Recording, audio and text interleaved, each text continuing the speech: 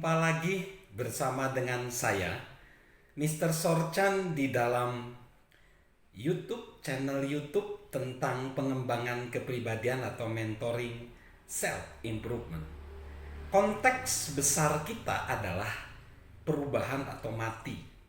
Dan kalau kita ingin berubah, kita harus mau mengalami banyak kesulitan. Terutama kesulitan dalam konteks menjadi agen perubahan atau influencer, di mana kita mengubah bukan karena kedudukan atau jabatan atau wewenang jabatan, tetapi wewenang moral atau otoritas moral. Nah, untuk membangun otoritas moral, kita kemarin sudah membahas dua hal, yaitu ada konsistensi dan keberanian.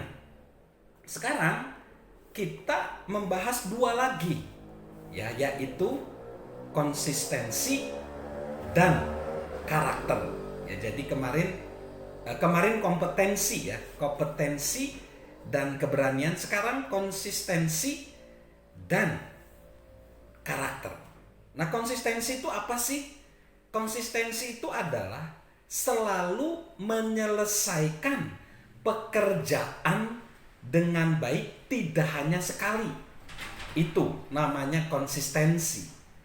Jadi konsistensi itu menurut Andy Stanley di bukunya Visioneering itu dikaitkan dengan otoritas moral atau pengaruh moral, yaitu konsistensi adalah keselarasan antara keyakinan dan perilaku seseorang sehingga hidupnya terpercaya. Inilah kunci pengaruh yang berkelanjutan. Ungkapan yang paling menggambarkan kedinamisan ini adalah otoritas moral. Untuk memperoleh dan mempertahankan pengaruh influence kita harus memiliki otoritas moral. Otoritas moral adalah unsur penting, tidak dapat dinegosiasikan, dan krusial untuk pengaruh yang berkelanjutan. Tanpa otoritas moral, pengaruh kita akan terbatas dan berumur pendek. Otoritas moral adalah kredibilitas yang kita peroleh dengan menindaklanjuti perkataan Anda. Ini keselarasan yang dilihat orang lain dalam perkataan dan tindakan Anda, juga pernyataan Anda dan kenyataannya. Orang yang memiliki otoritas moral adalah sosok yang hampir sempurna. Karenanya, ketika Anda mencari ketidakselarasan antara perkataan dan tindakannya, Anda tidak menemukan apa-apa. Ada keselarasan antara pernyataan, tindakan, keyakinan, dan perilaku. Tidak ada yang bisa menggantikan ketiadaan otoritas moral. Keahlian berkomunikasi, kekayaan, pencapaian, pendidikan, bakat, atau jabatan tidak dapat menggantikan ketiadaan otoritas moral. Kita mengenal banyak orang yang memiliki kualitas-kualitas tersebut, tetapi mereka sama sekali tidak punya pengaruh atas kita. Mengapa? Karena ada kontradiksi antara apa yang mereka nyatakan dan apa yang kita lihat tentang mereka. Jadi kesimpulannya yang digambarkan Stanley ini adalah konsistensi internal antara nilai dan tindakan yang memang sangat penting untuk keberhasilan di dalam kehidupan kita secara berkelanjutan itu adalah konsistensi di dalam moralitas kita. Apa sih manfaat konsistensi? Banyak banget dan mungkin nggak akan bisa digambarkan, tapi yang jelas itu adalah berkelanjutan. Beberapa hal saya kemukakan manfaat dari konsistensi, yaitu konsistensi membentuk reputasi kita. Reputasi dibentuk oleh konsistensi. Konsistensi membuat anggota tim, orang di sekitar kita, sesama kita lebih terjamin. Ada jaminan. Lalu konsistensi mendukung keakuratan ukuran pertumbuhan kita. Jadi kita bertumbuh terus, berkembang terus, berkelanjutan. Konsistensi membuat kita jadi relevan karena kita terlibat diri di situ dan kita tidak tertinggal. Konsistensi meneladankan harapan kita untuk orang lain.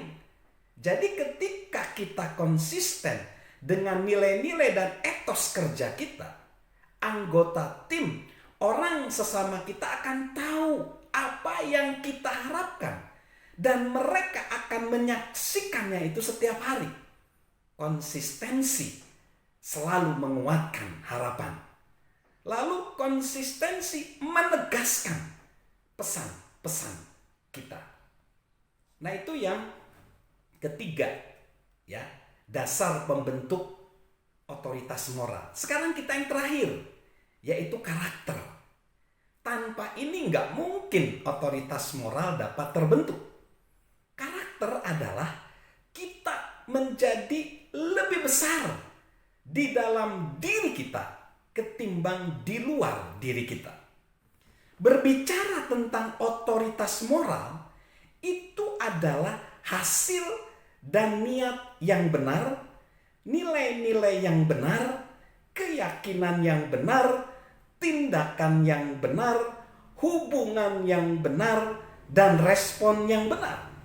Banyak hal yang harus dilakukan dengan benar untuk mengembangkan otoritas moral. Itu bukan berarti kesempurnaan. Kita adalah manusia dan kita tentu membuat kesalahan. Namun untuk memiliki otoritas moral, niat harus benar, motif kita harus baik. Sebagian besar hidup kita, apalagi sebagai influencer, agen perubahan, memang terlihat di luar diri. Tetapi motif yang benar serta karakter yang baik itu dimiliki dan harus dikembangkan di dalam diri. Ada dua aspek, di luar diri dan di dalam diri, menyerupai dua bagian dari pohon. Bagian yang luar itu sama seperti batang dan cabang pohon, tetapi bagian itu menghasilkan buah. Namun bagian dalamnya itu adalah akar. Namun di dalam itu tidak terlihat, sama seperti akar pohon. Jika akarnya dangkal, pohon itu tidak akan bertahan. Kemarau akan mengeringkannya, badai akan merubuhkannya. Namun jika akarnya dalam, pohon tersebut dapat tumbuh subur di hampir semua musim, semua keadaan. Nah, sebagai influencer, sebagai agen perubahan, kita harus mengembangkan akar yang dalam. Itu adalah karakter yang kuat. Dan karakter yang kuat itu adalah, yang utama adalah 4 karakteristik dari karakter yang kuat. Yang pertama, integritas, ya. Lalu yang kedua, autentisitas. Yang ketiga, kerendahan hati. Dan yang keempat, kasih. Di segmen berikutnya kita akan jelaskan keempat karakteristik dari karakter yang kuat ini. Salam untuk kita terus bermoral Salam sehat untuk kita semua dari saya, Mr. Sorchan.